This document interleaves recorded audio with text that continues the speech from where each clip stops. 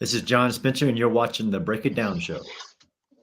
You have this incredible opportunity because you chair the Modern War Institute, and here's this modern war that we never thought would drop in our laps. And you're trying to help us understand all this stuff. You're going to Ukraine all the time. If anybody doesn't know, this is John Spencer. You can go look it up yourself and see. You get to keep going back and forth. Modern war. We talked, I don't know, maybe about a month ago or so in July. We talked when you first got back, and in that time, the war has evolved. Like it's just changing almost day by day. Yeah, absolutely. I think the speed of this war is also something very unique. As we've spoken before, how hard it is to understand something that is changing so Yeah, rapidly, where you might read something, and maybe that was true last month, but the whole strategic down to even the tactical situation is so evolving and so changing. It's hard to understand a complex system, and why understanding war in general is a multi-discipline. And we teach this at West Point, right? Even understanding strategy, you have to understand lots of disciplines of international relations, economics, uh, not just the military sciences of yeah. the fighting, but you have to understand it all. It's interesting. I was just yesterday. I had I don't know if you know Dr. Tim Furnish, but he was I think he was a chaplain's assistant. He went and got a PhD in Islamic studies. So he's not Islamic himself, but he studied that. He is Orthodox by religion, and so we talked about at least the U.S. is, especially on the policy and the DoD side, our disregard for religion and how it impacts a community.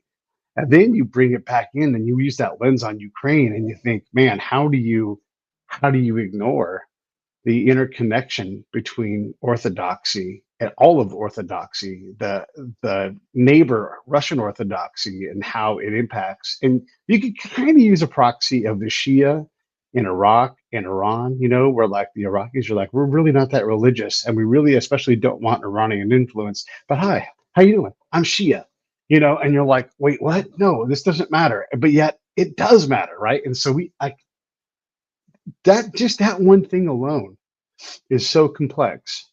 You can't expect it.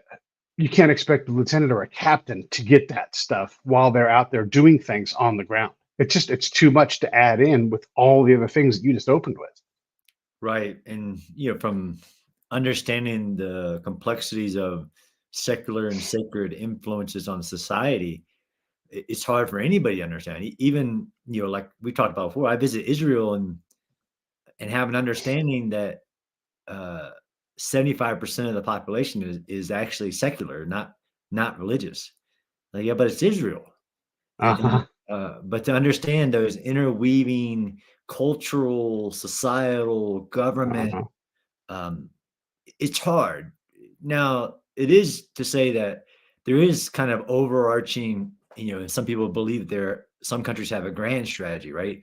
One of the grand strategies may do no harm, right? Like they're in the pursuit of good values. And yeah, they're going to mess it all up and they're not going to understand, but that doesn't mean that there should be inaction, right? Mm. Different places. Like the human values of life, freedom, all these things that are just human nature. And then again, why Ukraine is so much more, and why I keep going back. One, I go back for my job, and we can talk about that, like specific research, but to also to have an understanding that that it goes back, centuries, the issues there, that Yeah. it does have a very modern relevance to all countries of the world when you start talking about recolonization of satellite states, when you talk about just war theory, when you talk about um, genocide, and not actually,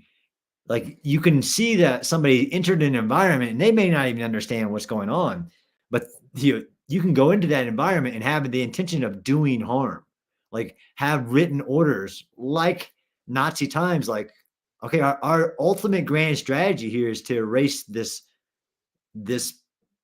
group of people, this nation, Hmm. this religion, this other sect of this religion. if you can get down to the brass tacks of, are you there for good reasons? And we can talk about messing up Afghanistan and messing up Iraq, but Yeah.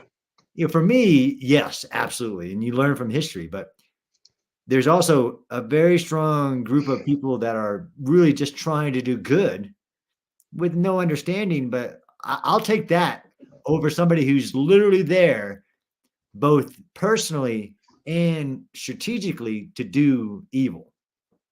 Yeah. Boy, there's a lot. There's a lot. There's a lot. There's a lot in that what you just said. And when we don't understand the near term history, and I don't mean yesterday, last year, but that Ukraine has been part of Poland, the Austro-Hungarian Empire, and I'm just picking at random things it's been in the recent past, right? It's been, I mean, oh my gosh, this is a really complex thing. And when you look at grand strategy and you understand how hard it's been to quell a certain people, or what a thorn in the side in other people has been, you're like, what if we just beat these people and dominate them, kill them, they won't be a problem anymore. And then we can go forward with our grand good vision, right? You're not going to convince people who are like, if we could only just get these things out of our way, because that is any group of people, right? Every group of people, Democrats, if we could just, how many times you hear, if we could just end the Republican Party? And by the way, vice versa, right? Like that'll be the end of the Democratic Party. And then we could finally get to work on the good things. Like this is, as soon as anybody wants to think that they don't do this, all big groups want to get their adversary out of their way. Right. This is, again, wipe it all away and determine what are the core things and the reasons you're doing the things you're doing, whether that's um, allowing people to have agency over their own life and their own Right. country and the government and self-determination, all of that. But I agree with you, even understanding geography. And I just read a very good book. And it was actually on my way into this next trip as I continue to try to have just a broader understanding, called The Gates of Europe, which is just an amazing understanding of geography, right? Why has Afghanistan been the death of empires? Is because of its geography Yeah. and where it sits. If you understand the plane and the gates of Europe, which is Ukraine, right? The breadbasket, the steppes, all of that, you start to understand even more and more and more. But coming back to now, right, today, Yeah. the human factors of uh, human rights, self determination, all these things, that there are many reasons why the world is supporting Ukraine. Some of them are straightforward and some of them are complex. And that's the way, if you understand international relations and all of that, then you can start to understand whether what side you should be on, because you do have to pick a side. Yeah. Yeah. Yeah. Yeah. You do. I mean, I guess you could pick no side, right? But that is its own side in and of itself. I wanted to also bring this other element in here, and I'm going to put this article up. It's a new article from the New Yorker, and it talks about Elon Musk and his role in the war. And this is just to illustrate the point of, we talk about oligarchs, we talk about all these different elements, and Elon Musk has a space internet network, among other things that are important strategically. And in this article, among the things to talk about, this is Ukraine is using this network, and for a while, Elon Musk is like, yeah, I guess go ahead and use it. We won't charge you. And then he's like, hey, this is getting kind of expensive. We're gonna have to figure something out. I'm gonna turn it off. And they're like, we can't turn it off. Lives are on the line. He's like, by the way, I have a real moral problem with you guys using my private product against another country. And I'm a businessman, and this is putting me in a bad spot, and we still don't have a contract, and so we can look cross-eyed at Elon Musk and say, I don't like that, but he's not wrong, right? Like he is in a spot where he's like, I have to deal with China and Russia and all these other countries because I am a worldwide businessman. You're using my product for free to kill people. They get to look at me and go, what the fuck, man? And so we have this other element too, where you have industry and business and all these other things that are part of the battlefield, and in a way that has never been, at least to my knowledge, as present as it is now. Well, so I agree 100%. Elon Musk, the Ukraine would not exist today. It would be a very different war had it not been for Elon Musk's Starlink low orbiting civilian satellite system. which is better than most government systems. I mean, and the fact that he allowed Ukraine to do that. I mean, I understand what he said, and the DoD kind of stepped in and took over some of the, to funding certain Yeah. aspects of it. I understand absolutely, but this is he's a superpowered individual, right? Um, Right. but historically, and I'm not a historian, I hate when historians do this, like nothing's new in war. This is very unique, right? This is new. This civilian network, but it's not unheard of, right? If you Mm, understand how which you have to tell stories for people to relate to their own identity. If you understand the United States history and how super empowered individual like Rockefeller had to step in and fund the government to keep it moving, or how in ancient time, the Renaissance, where private individuals had to fund mercenary armies for the state, and again because they themselves identify with human values. And I think Elon, I don't speak for him, and I know a lot about the issues, but I actually, although he's an extravagant, has a lot of idiosyncrasies, he actually has those good moral human values. And I think he does cross the line. Like, okay, you can use this for all defensive purposes. mhm. The fact that you're using it for killing. But then there's the aspect of just war theory, of not just understanding why Russia's there, but how Russia's done it, and the mass Right. and genocide and no accountability. He gets to make, as a free agent, decisions on his property. But I think ultimately, and like he has for over 500 days, he understands it's vital to the survival of 40 million people. It's vital Yeah. to the military being able to do what they've done up to this point, which is actually um, amazing what they've done with so little, but empowered by super empowered individuals, which isn't unheard of even in the United States history. And if people understood that, Yeah. they would be where literally the Rockefeller opened his checkbook and said, "I will save the United States." Yeah. And not just Rockefeller, Vanderbilt, Mellon, That's all right. of these That's right. guys. If you watch that, that story of us, was that National Geographic, it really highlights it for you. But Yeah. understand, I mean, Elon's a free agent. He can make those Yeah. decisions, and I hope that he continues to make the decisions that are on the good. Like, there is literally few times in history when you can see the so clear a good versus evil, Hmm. and evil things happening in Europe. I mean, not that that's the only place in the world where it's happening, Right. but the repercussions, again, this is understanding geopolitics and the global international order and all these things that politicians like to use without continually explaining it to us, so that everybody understands Yeah. about what is recolonization, what is the law of war, what are Right. the things that keep the world safe. It's you mentioned just war a couple of times, and I want to get into that. But going back into this thing where you have these hyper enabled people, right? Like Elon Musk is above any kind of, what are you gonna federally, give me a fine? Like, you're adorable. Pat US on the head. It's like, oh, that's nice. Yeah, I don't care about that, right? He really is in a lot of ways above the law because he is the ultimate capacity creator, right? And so whether it was Mellon or whoever it was that changed how we did. If the Dutch didn't come in and bail our butts out and finance our war, there wouldn't be a U.S. And the Dutch have a lot of blood on their hands, right? Like, they've done a lot of things that you go, oh boy, the Dutch, and you balance them on the scale of history. Who knows, right? Like, these things aren't as complex or as simple as we want them to be. They're always more complex. So now let's bring it back to Ukraine and just war. And I think at the most basic level, this appears to be a just war, and I want you to correct me when I get wrong. However, we also know that the U.S. brings with it a lot of baggage. We tend to destabilize things, and we also see the Ukrainian state having trouble managing its own self to its own detriment. So it's not letting its Carnegies finance the war in a way that makes a lot of sense. You see them punishing their successful business people, sometimes justly so because they're thugs and criminals. Sometimes you're like, hey, you're going in and you're raiding something, and then you're asking that same raider to come in and fix your problem, right? And so there's like they're really struggling with this de-oligarching of their economy, right? And we're bad at this. And I have to say this out loud because this is open public knowledge. You go to the website and they tell you.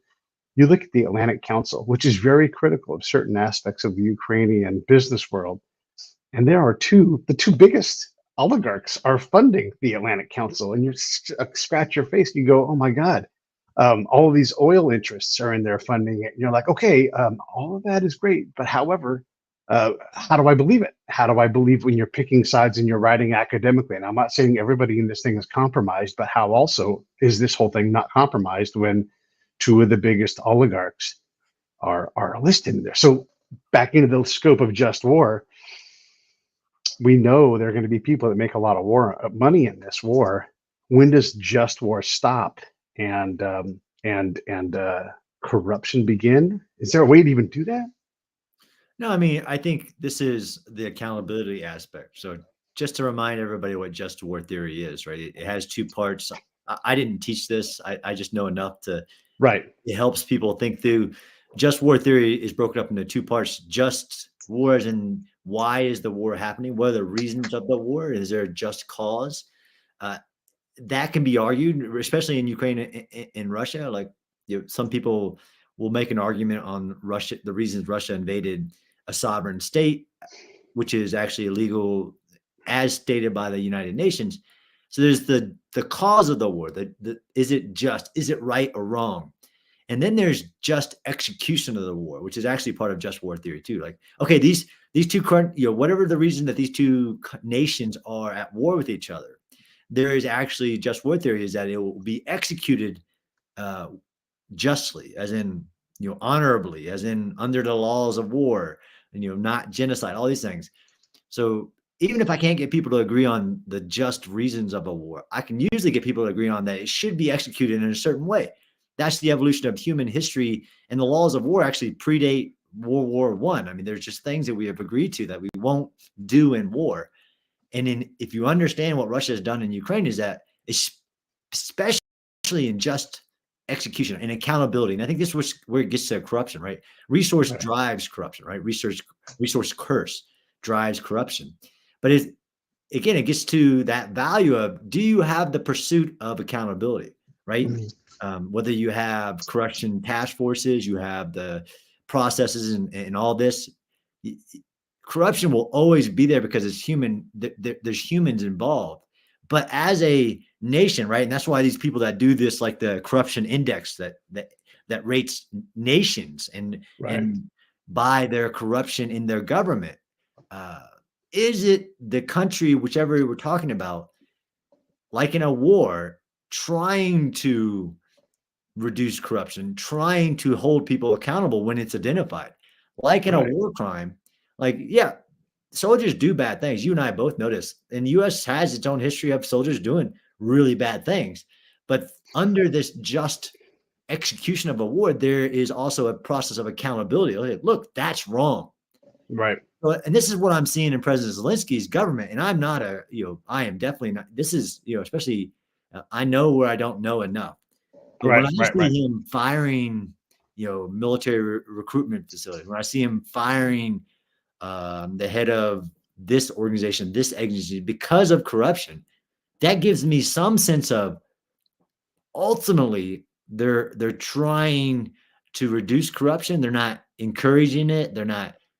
It's not something that is endemic of their society, which is, breaking from other eras of societal development, as we know, like in Afghanistan, where they don't view it as corruption. They look at, here's my cut of this deal. That's just the way we do things. No, I hear you, and you hope that the cleaning of house is working, right? But I just, I'm suspect when we're around it, because we tend to have a very different view as to what is and isn't corrupt, and we always absolve ourselves, the U.S., of our corruption, and so I'm just always suspect of that, Yeah, but this is where other values, not that the United States has it right, but other values like the free press, so that people can alert the population to corruption. Yeah. If you, like Russia, China, have massive resources assigned to Uh, ensure that freedom of information does not exist, Yeah. then you aren't in the pursuit of reducing corruption, right? If you don't Oh allow yeah. free press, and I can tell you from being in Ukraine is they've definitely adopted the free press. They're not, they don't have secret police that are going out there and shutting down news agencies and um, tracking people down that say bad things. That's not Right. not that country. What do you think about the numbers in terms of casualties and material loss that are coming out? I mean, it's very hard on our end of things because I've not been there, but it's very hard to understand. We have a sense that if anything, it's a positive stalemate right now for Ukraine. But what do you think of the numbers when you see them in terms of what Russia's lost and what Ukraine has lost? You think it's pretty accurate overall? One, we have our own histories of trying to count bodies, right? The casualty Yeah. figures, right? Yes. Vietnam and I've even experienced it. You probably seen it. Like, well, how many enemy did you kill on that Yeah. raid or that Yeah. reacting? Like, I didn't. I don't know. Well, we need Yeah. a number. Like, I need a number. Yeah. That's always going to be complex. Yeah. I did see a lot of the, and I'm really skeptical about how any intelligence organization can make an accurate figure of the casualties, especially if they're not the Ukrainian government or the Russian government, who are the only people that has a roster of like, okay, these people went to war, these people came Yeah. back. These Uh, people aren't eating chow. These uh, people are eating chow. right? There's only two Yeah. people in those organizations. Yeah. So I'm really suspect. I like it when it's a range. Yeah. Clearly, hundreds of people are dying a day. Most people Right. agree that the casualty figures, because of the dead bodies on the battlefield, even from satellite imagery, believe that Russia has lost a lot more than Ukraine has lost. Yeah. Ukraine has Yeah. closely guarded their casualty figures for many uh, strategic reasons, right? This is the complexity of fighting a war in the modern era. Where you and I both can watch battles unfold. We can watch lines on a map. They have also the war is the war of perception, and the Mhm. perception of whether they're winning or losing determines their survival and outcomes of this Yeah. war. Right? They won the war for Ukraine, but there is still a fight for a piece of Ukraine. Like 1/5 of Ukraine is still occupied illegally by, again, not John Spencer's opinion, by the greater United Nations Right. opinion, illegally occupied by Russia. That's still a lot of territory. The casualties are immense, yes, and I don't, but I'd rather when it's a figure. But you're talking, already 500,000 plus dead because Russia believes it Ukraine should not exist. Yeah. That's I mean, that's a significant thing, right? Like you're talking a big space of land. If Ukraine is, it's a little smaller, but roughly the size of Texas, and you chunk 1/5 of it out, that's I mean, that's the panhandle. It's a lot. It's a lot of Texas that you just clubbed out, and then 500,000 people. It's a lot. Yeah, It's a lot of people. and it's the, understanding all these other disciplines that if you take away Ukraine's entire coast and it doesn't have the possibility of getting grain to the outside world, it literally could destroy their economy. Although Right. they're building redundancies and everything, it's generational altering of a Yeah. complete nation. It's not Yeah. like you just gave away, Galveston, like a portion, like you're taking away its ability to survival, which is a strategy of genocide. Is I don't have to kill you all. I can just cut you off Right. and make it so that your populations have to migrate. I make it so you no longer have a strong economic resource. Yeah. Russia Yeah. relies on petros for resources, right? That's just number one thing that makes it a nation is its petrol resources. Well, Ukraine relies on, agricultural resources. And I know you know this is more than I. It could choke a nation and have generational impacts. Yeah. I mean, you look at a country like Moldova, which shares a border with Ukraine, and they're stuck. They can't do. They don't have much space, and they can't get anything in or out, and so they're sort of beholden to whoever's around them. Partly because they're I think they're double landlocked. They can. they can't get out anywhere, right? And so they always have to have a deal with somebody else just to they're always beholden to somebody else because they don't have that autonomy to bust out. And that's what makes that seaport so valuable to Ukraine. And you're right, you have to fight hard for that because that always ends up in a fight if you don't have control over that. You're always going to have to give something up to maintain access to that place. Just like Kaliningrad for Russia, that is important to them to keep that. They need that little chip right there, and that's why it remains because they fought for it. And they'll be damned if they're going to give it up over nothing. Yep. And these are those geopolitical decisions that each nation is making. And while we want to simplify the war, it's Yeah. not that easy. What do you think of where Ukraine is right now? The I know you've talked about this. Anybody who's is on X or Twitter, you'll see quite often John is talking about the region. So if you want to learn more, you can always hear him talking on there. But the counteroffensive, there is a perception that it's failing, has failed, will fail no matter what. But what are your thoughts on the counteroffensive? Yeah, so I just got back last month. Of course, I'm there for a reason. I'm researching urban battles and was sure to write about them in my way. Now I was researching the Battle of Mariupol, which I still think is a legendary, epic battle that will span across multiple generations. I did get a lot of updates on the counteroffensive, but I also understand enough, one, that there are very few people that actually have the true insights. And Mm, what when I do interviews about it, like what are the measures of that we say are failed, didn't meet expectations, expectation management. Uh, you know, to a Ukrainian, I'm sure the forward progress and liberation of any town or village is a success. mm, The showing the world that despite all the challenges of building a military from 100,000 to a million, they can still go on the offensive and have tactical gains against all the Russia that we thought it was. Do I agree that even I had greater expectations for the counteroffensive, but I don't have you know, even when I'm on the ground, I'm meeting other friends who are literally on the front line trying to get an assessment mhm, of units, equipment, tactics, leadership, all of these things that equal kind of those battlefield gains. But this is that perception of time and success that Ukraine has to fight, and why they don't release things like casualty study. Like they are so dependent on these resources to liberate more of their land that they have to have a perception of doing good, mm, and advancing. Right? Nobody wants a forever war. Nobody wants to. yeah, 50 plus nations don't want to fund a forever war. It's just a fact of geopolitics. And they're yeah, like our issues, right? We do have a presidential election coming on. That does matter to Ukraine. And our political leaders being able to say, like, not only is this, we should be supporting them, but it's working, right? The strategy is working, the sanctions, the aid to Ukraine. right. Ukraine has to show all these different nations that it's having success and that this strategy is working. It'd work a lot better if the resources were increased.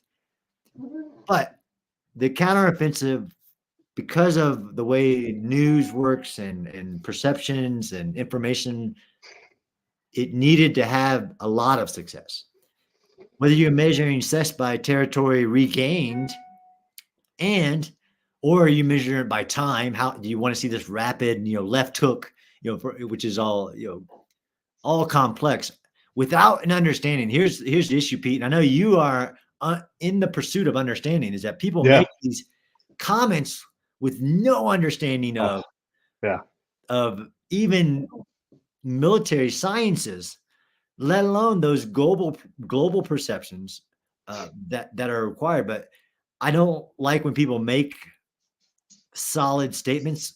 If I know they don't have the understanding it takes, I don't have the understanding. Of course, I have individual values. I want Ukraine to win. I want Ukraine to achieve a victory.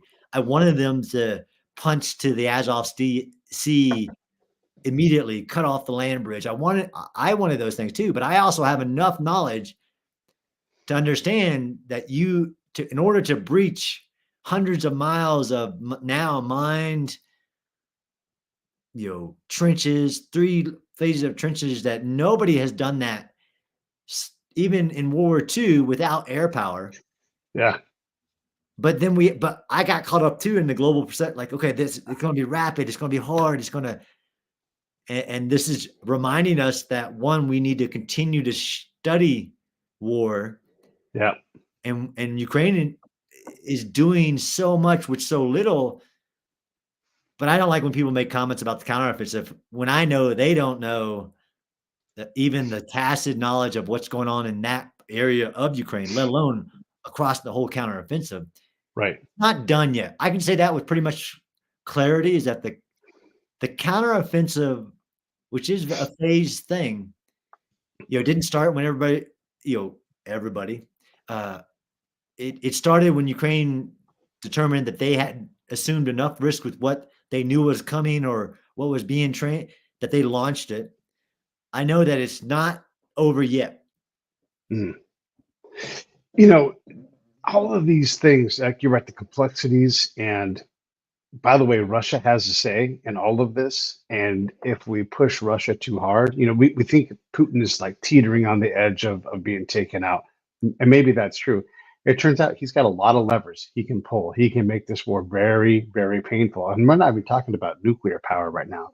Just in general, he's got partnerships all over the world and he's got ways to make this painful. And so you do like it's a very delicate dance, right? And being able to work with what you got, and there's just an energy that you have to manage. You can't, Ukraine can't just say, I want this, so X will happen. It doesn't, the math doesn't work like that. And the amount of time Ukraine has to fight this war as hard as it can, that is always like that window's always closing. And maybe you can artificially expand it, but here comes an election.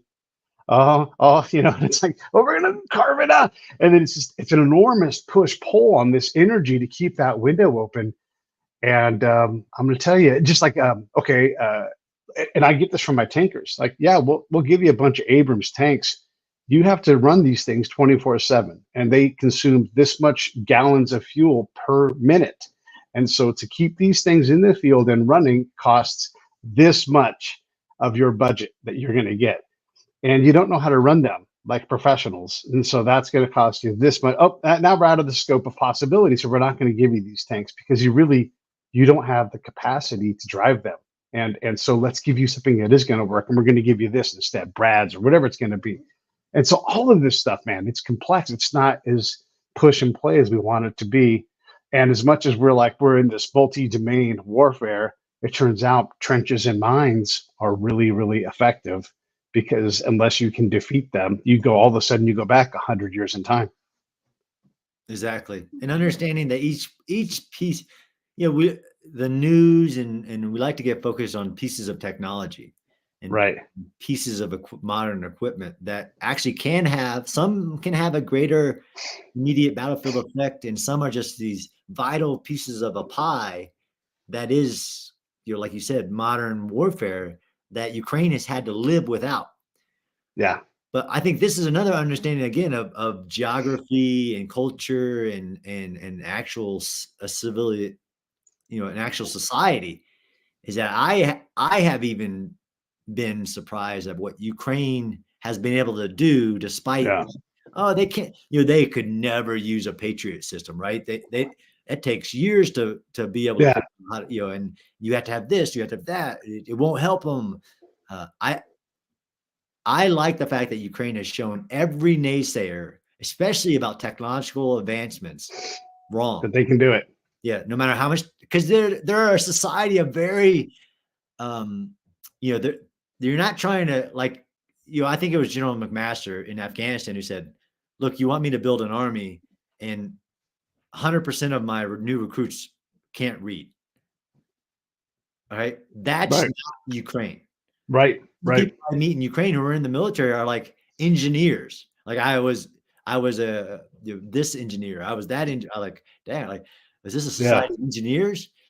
They have proven everybody wrong on how long it takes to train, field, maintain, incorporate Yeah. any piece of equipment. But that's Yeah. also understanding like each one of those pieces of equipment like the tank, right? We gave them 30 Abrams. Like it's a 1,000,000-man army. That's not even a battalion of tanks. Yeah, they of course are grateful and say thank you, and we'll use it, and we'll actually probably do things that you don't even know it's capable of doing. They figure it out, whether it's running on different fuel. Like it's crazy Yeah. what they've done, and it's again, I love my job that I get to understand, experience, learn about these things. Whether it's like the the Skylink, Elon Musk's how that allowed Mariupol to survive for as long as it did because they were able, once they got it, to communicate from within bunkers and have teleconference with the president. Like it would be like in the Alamo, you were Yeah. talking to the president in DC saying, "Yes, help is on the way," or "Help's not on the way, man." Make Right. uh, Oh yeah.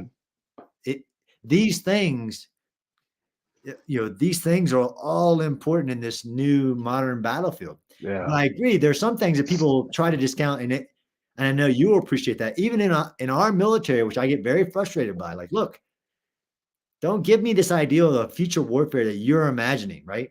Where we have automatic translators and we have virtual goggles that, uh, and we, everything, robotics and artificial intelligence. Like, no, you're still going to need tens of thousands of artillery rounds per day.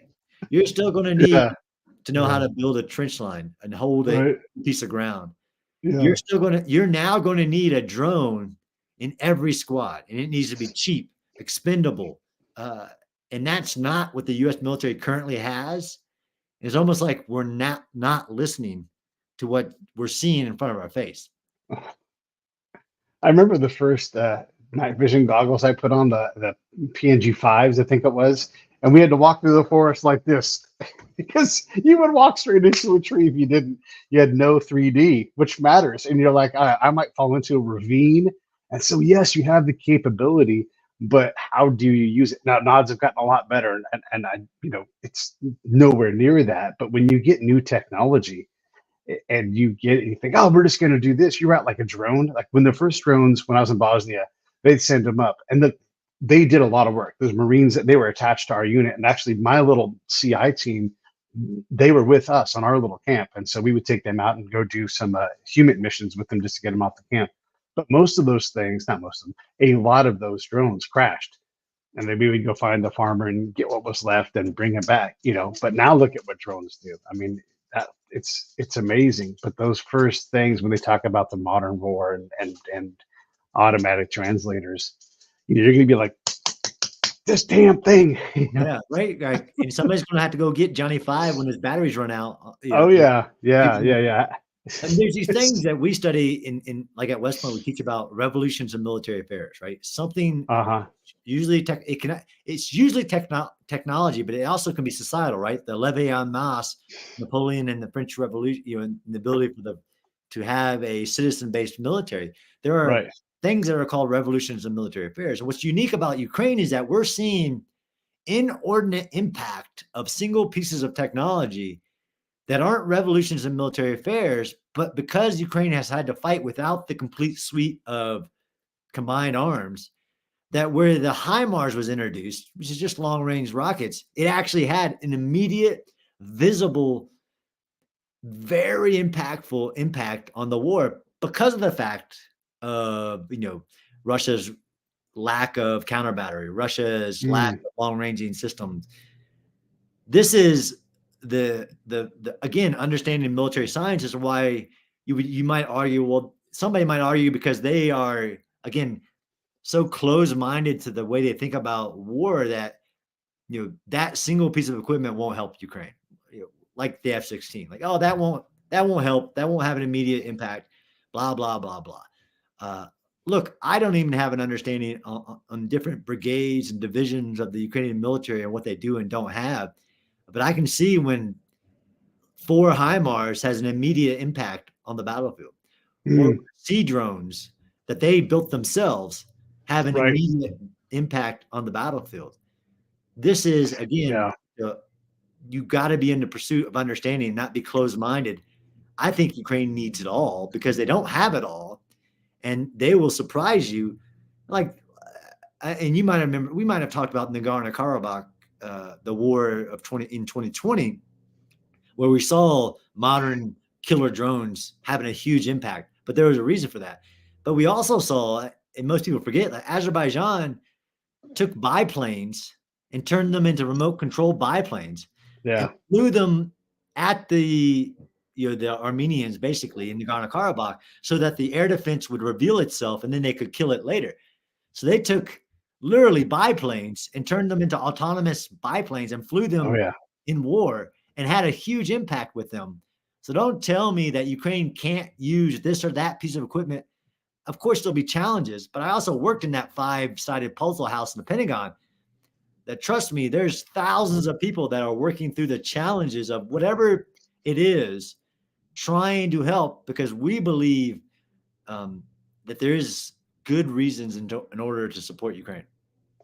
If you took drones, simple drones, mechanical drones, not even, like tester powered, like and through, and you had RKG threes underneath them dangling and just mechanically drop them at a certain distance in time, you can stop an armor column at least temporarily, and that might be all you need. Like if you see a bunch of anti-tank grenades coming at you randomly, and a pattern, doesn't matter if it works. It matters that that's a threat you haven't seen before, and that commander has to go, damn the anti-tank grenades were going forward, or they go, oh shit, what is this thing? And it's like you can have all the shotguns you want.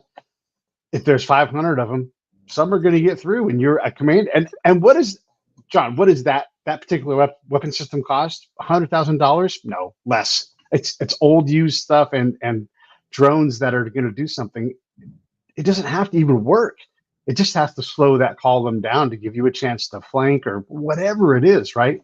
Just get them talking about it. Who knows, right? Like there's so many advantages in trying something like that. That's literally all off the shelf. Right. And there's a little bit of the drone counter drone battle happening, right? Kind of like the Right. IED, but it's not the same. I agree. I mean, Ukraine had these type of drones that could drop a grenade into a turret of a tank before the war. Mm-hmm. And I don't know if you saw Pete, but the Department of Defense, the U.S. Department of Defense, just re-upped the ban on the use of the Chinese DJI drones, which and I'm not a drone expert. I just know that DJI specifically cornered the market on the technology, the manufacturing, the cheapness, and all that of that. But they also did it to Altel as well. Like the U.S. is trying to hold this back, although those things can be cyber hardened. Like all the reasons why, I understand. But that scenario, Pete, if it was a U.S. tank column, yeah, fielded today, yeah, and the enemy had that technology with a, let's say, 20 drone cyber hardened with, because Ukraine has drones that can carry 6 81 millimeter mortars on it. Jesus, yeah, But if that was a U.S. tank column that did not have something like the Israeli air defense, individual tank trophy air defense yeah, system, if that U.S. tank column goes into that, it could be eliminated. If it yeah, doesn't have now this suite of a bubble of air defenses now on it, yeah, that's a little different than, although the drone is just kind of the evolution of the concept of air power, but it has shaken everything up.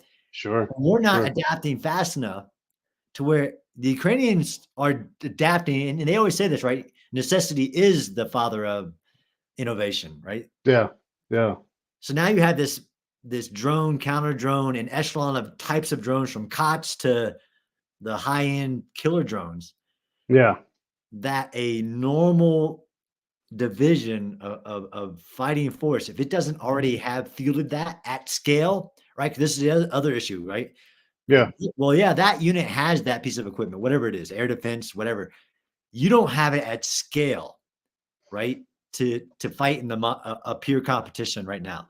And I'm hoping, I have seen a lot of this, right? Whether that's the production of artillery rounds or whatever it is. But for some reason, that's the one area where I can point to the world is not listening, and that's drones. mm, If interesting, right now, every squad of every military in the world should have a drone capability for multiple functions, or like reconnaissance, like Yeah. putting something up there so you don't lead with your face, uh, air attack, you name it, like the whole suite of combat warfighting functions. Yeah. Every squad in every military should have a suite of expendable drones today, and we're not listening. Wow. Yeah, that's crazy. And just in my own little world, is there not room for a mechanical, like completely non-EWO, like EWO blind? Like doesn't matter what you do. This is all seer driven. So at 30 seconds, this will happen. It will bank left, and then it's a one-way drone. It doesn't come back, but it does its mission. I can see a world where that's a real thing. I mean, it's just mechanical. I don't care what kind of electronic warfare countermeasure you have because it doesn't need that to get there. That's right, and I'm telling you, it's there. It's by necessity. Those things are there. There was some of that. Even ISIS had, and most people don't. ISIS had innovation teams of people developing Wow. different types of drones for it. Right, Yeah. GPS denied, so you don't need a GPS. It goes on a target, which is kind of the Iranian Shaheed, right? The Iranian Yeah. Shaheed, you have to actually physically shoot it down. It's on a glide path, but that makes it easier to shoot down and slower but this is the evolution. I agree with you, absolutely a mechanical system, and there are counters to it, right? That's why a bullet is still a very effective weapon on the modern battlefield, right? Yeah. Yeah. My Right. A air shotgun defenses, round is great. Yeah. that's like the Gepard for the Gepard, which is this this old school air defense system has done so well in Ukraine because it just puts up a wall of lead in the sky. And I don't care Yeah. what your fancy thing is, if it runs into that wall of lead, it's going down, right? Right. This isn't Jedi force field kind of stuff. Mm. The Ukrainians will find a way to defeat it. It's just at scale. So that's the other issue. Yes, you can Yeah. mechanically. I mean, the Russians even made a tank into a mechanical bomb. I don't know if you saw that. They took like Uh-uh. I don't know, a T-65, T-72, and they filled it full of explosives and basically engineered the gas pedal down and just sent it towards the front line of the Ukrainians. And what are you going to do if you don't have enough explosive force to stop it? Yeah. Wow. Yeah. Hello. Yeah, It's coming. Right. yeah, Yeah. That's crazy. Yeah. You leave those guys alone and put life on the line, and they'll come up with some. Again, a lot of these guys are farmers. They can fix and build anything. You have all this. You got a welder. Oh, okay, great. This thing's not coming back. Okay, great. They'll make anything out of anything. It's amazing. I wanted to ask you this because we talked about Elon Musk earlier and his role in the war. What are your thoughts on leveraging some of these? And I'm not going to call them oligarchs because that's too singular, right? So you take some of these successful Ukrainian businessmen, and they're like, if you want to repair your image in this country, why don't you start doing the Rockefeller thing? Why don't you start funding some of this? It doesn't have to be direct, rounds on targets kind of thing, but why don't you help us build? You guys know how to build factories. Why don't you help build some of these factories and help us, become self-sufficient on whatever it is? I mean, I think there's a reasonable call to that, and in a way to help fight corruption. It's like, prove it, help the cause, and let's be a little more self-sufficient because we can't rely on the Americans. Because you and I both know there's going to be a lot of people that are going to run like F Ukraine. We're not spending our money there. We got Hawaii, right? Nobody cares about Hawaii, by the way. We only got $700. I'm going to run on that. And then they're going to get elected on anti-Ukraine, right? That's legitimately going to happen. It's going to get harder to get money. So that's my question is, what are your thoughts on leveraging the fantastic business people they have and just saying, help us internally? Absolutely, Pete. But I think it's already happening, and this is my job as Yeah. I don't know if you saw I came back from Ukraine this last time, and I wrote this story about this basically this modern day Rambo. Yeah. Yeah. Yeah. I saw that. Yeah. Yeah. Yeah. So I get this pushback that Ukraine doesn't need to tell its story right now; it needs to fight a war. I Yeah. know enough, but I don't know enough. Like I know enough where I don't know, but I also know plenty of stories, like the fact that there's the territorial defense is one of the armies in Ukraine, right? It started off as this idea that wasn't even around when the war started. It had a max of 10,000, right? Like community defenders. That expanded to it's basically an army of 100,000 people that are fought like line battalions. Like 80% or more of its resources come from a NGO called Come Back Alive, which is a Ukrainian led, resourced, and although they take donation, private organization that basically is resourcing this military that is separate than the Ukrainian army. I agree Mm, with you. I think it's happening, but here's the issue: is that Ukraine has to do better at telling its story because they have, the fencing. They have, they're standing up a Veterans Affairs that's with ours, trying to get ahead of all these problems. They have private organizations and private people funding drone development, purchasing of like in Kherson, humanitarian aid, all these issues. But I agree, they don't make the level of our global news, right? I think these are the people stories. That's why I wanted to write about Gino, right? One, yeah, he's just an all around badass. But to understand that that's the level of fight that was in a single Ukrainian who survived by eating pigeons and dogs in the basements of Mariupol until they did like a SEAL team rescue of this guy out of there. But those are the human stories, like Rockefeller, that we know now. That had that not been a story, but at some point we would never know about it. Ukraine needs to get better at telling its other stories, other than is the counteroffensive working or not. How about let's talk about this story of this person who is having a countrywide impact because while some of the oligarchs left, right? Some of them left and went to Russia, right? That's just a fact. Some of them are in different places. There are plenty, and I met a few of them, like honestly, like the mayor of Kyiv, Klitschko, which we all know is like this famous athlete, right? right. Who owns multiple hotels. He's not a poor person, but he is inordinately giving of himself and of his money and of his fame and of his time in the defense of what he views as Ukraine and this new part. Yeah, He's been part of the system always. They just got to get a lot better at telling their stories, Pete, so that when we ask that question, we can point to, yeah, but what about this guy, yeah, this Elon Musk of Ukraine who is actually financing this effort, and it might not even be the actual defense. He's financing right. children, you know, Production of some kind or whatever. Yeah. yeah, And on our end, we have a problem of like once you're on a dossier as being this bad guys, an oligarch, like we have to chill out and let people who are trying to be Ukrainian first and fund things, and their weapon system is business. We have to allow that to be a good thing. Now, there was a great question here. It's from a LinkedIn. It doesn't say who the LinkedIn user was because that's how the system cooperates. But uh, and maybe you don't have an answer for this, but let's just talk about this for a minute and then we'll close out. One of the things that I worry about, because there is corruption in Ukraine, and they are one of the countries that look at me and go, oh, and by the way, U.S. is, if we're not corrupt, we're a corrupting force. And so when we see problems in the court, which includes the chief justice right now being looked at for corruption and having a big old wad of money and a whole bunch of justices that we're going to get fed.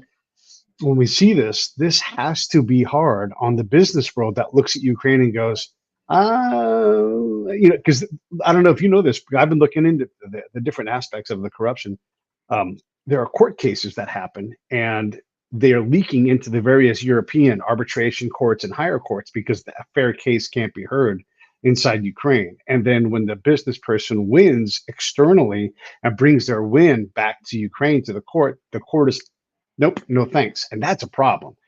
I don't care about right and wrong. What I care about is external business companies going, I can't do business there because I don't know what's going to happen to my business venture there. I don't know what kind of extra deal, because whether or not it's legal in Ukraine, it sure as hell is legal in the rest of Europe. And so if there's a lien, if there's a judgment, and I'm going to do a partnership, and it's going to cost me $100 million on top. So what are your thoughts on how does Ukraine? And maybe you don't have any thoughts on this because I know your deal is not this, but there's a real problem with this corruption side of things, and I just don't look. I don't trust us to get this right. Like how do we get this right this time? We've screwed up too many times in the last 20 years, and I'm not just talking Iraq and Afghanistan.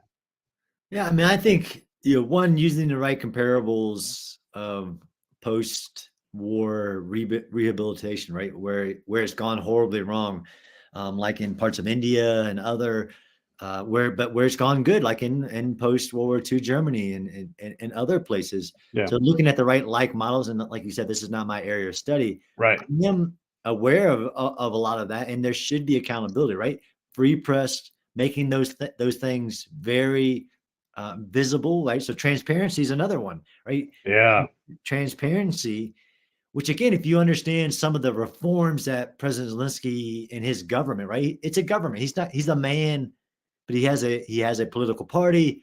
The parliament has and it's still functioning and doing lots of reforms. But I just personally believe that there is a pursuit to address transparency, corruption, uh, basically older ways of doing things, right? And all these things about dealing with an economy and how that's so complex. And people should hold them accountability if they're, and this is those indexes, right? That's why Afghanistan, despite the US trying to help with good intentions, Yes. it remained one of the most corrupt countries of the world, despite our help, like, corruption task forces and all this stuff. You can only help people so far. Yeah. I Yeah. see a lot of positives. Ukraine is not like you said, you can't judge them from their past. Ukraine today is not Ukraine of last year. It's just changing as where we started this conversation so fast. Yeah. I think Yeah. one of the things that helps it is the free press. It is transparency. It is corruption accountability, which we keep seeing, which is, Yeah. to me, it's an externality of good things. Yeah. From the Good. business world, I can't speak to that, right? Yeah. But you are talking about a place that you're visiting quite often. You're talking about a positive reception when you see what's going on. Your overall experience is that this war is going in the right direction and it's worthy of our investment. 100%. But there is no perfect anything, right? Right. And like, this, be careful with those rocks you're throwing living in a glass house of Oh boy. Oh corrupt boy. Yeah. politicians. Yeah. uh, Yeah. And once you let the war dragon out, it might turn on you and eat you. Like it does what it wants to do and it takes its toll. Hey, the thing I like to ask people, and I may have asked you this before, but it's always a new question each time I ask it, is if I gave you the switch of change, the dial, the knob, the knob or the lever, and you could go and you could get President Biden to make one change, what would be the one change you'd have him make right now? Increase the resourcing of Ukraine from 4% of our annual budget to 10%. 4 to 10. Yeah. Yeah. Right now, we're giving 4% of our national Department of Defense, which is over $800 billion a year. We're giving 4% of that, which is more than we were given last year. But if he would just make that like, look, hey, I understand all these different things and like we're giving them drawdown stuff. We're not giving them things out of prepositioned stock. If you just said that, if I was president, just say, hey, look, I understand all this stuff. But Treasury's over here saying this, the defense is saying that, the State Department's saying this. Increase from 4% to 10%. This war is causing a global tax on all of us. Yeah. As it continues. Right? I don't want to see the cost continue for years.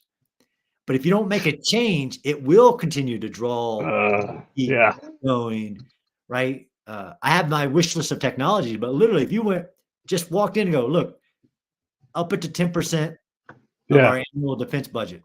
Like, I know all kinds of stuff we're spending in Department of Defense that I don't agree with.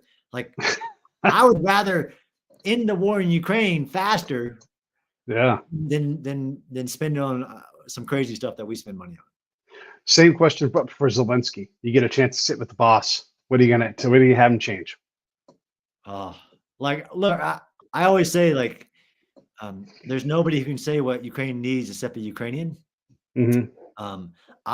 So here's what I would say to President Zelensky: stand up a bigger task force to tell the Ukrainian story. Okay. So that's where stories, a single photo has changed wars in the past. A single story can change the the momentum of this war.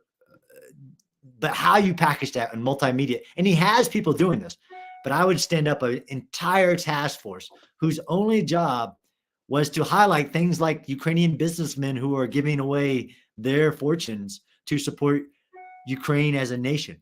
Yeah, It has to get more and bigger. I love it. All right, and Putin, last guy. What are you going to tell him? For Putin, I would Like say, actual advice, not like lay down your weapons, but like actual advice. is that the all people want to survive, right? That is always the number one individual and nation state pursuit. For him, it is understand that the impacts of continuing on this geopolitical trajectory are generational. Russia was viewed diplomatically, economically, everything as a great power. And because of the last 500 plus years and the decisions that have been made, not just in Ukraine, but by Russia in general, it is now, keeps going down that track. It's coming at a cost. Yeah. And he has to make a change. And the number one change you could make is change the goals in Ukraine and go to some type of reasonable, one, hold accountability to your soldiers, but a reasonable path. Right now, it's basically almost unrestricted warfare. I mean, he's attacking boats in the sea. Like it is always, you can always make a change. He is destroying the Russian state.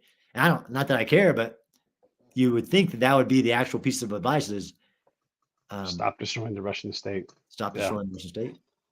All right, man. Anything in closing before I wrap this thing up? And thanks, by the way, for coming on. It's always awesome to have you on. Thanks, brother. I appreciate what you do in the pursuit of understanding. Yeah, no worries. I'm gonna roll these credits. Hey, thanks for watching the show. I really appreciate it. Right here, you can subscribe. Please do that. It makes the show grow. Hit that notification bell so you know which incredible guest is coming up next. Down below is the PayPal link. You can put a small subscription in. That is an enormous help. All that money goes right back into the show. And then right up over here are the next episodes you should listen to, curated by